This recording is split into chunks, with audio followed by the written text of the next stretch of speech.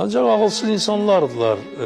Onlar bir grup olabilir 50-60 nefer Bakı havalimanına getirmişler ki onlar bana karşı protest etsinler.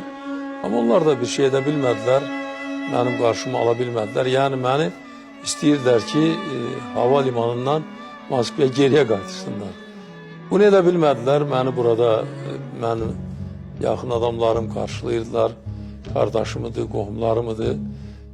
Benimle beraber uzun iller işlemiş Rafael Allahverdiyevidir.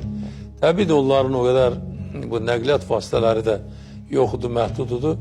Rafael Allahverdiyevin bir Volga avtomobili vardı.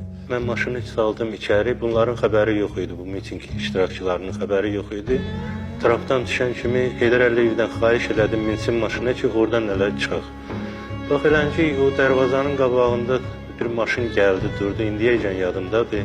Deyirəm Allah var. Ben Allah'a inanan adamım. Allah bizi kurtardı o vaxtı.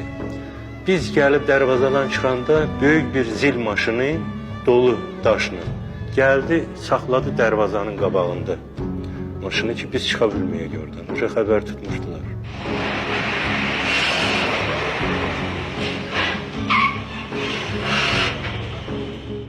Biz bir çətinliklə havalimanından çıxıb şəhərə gəldik.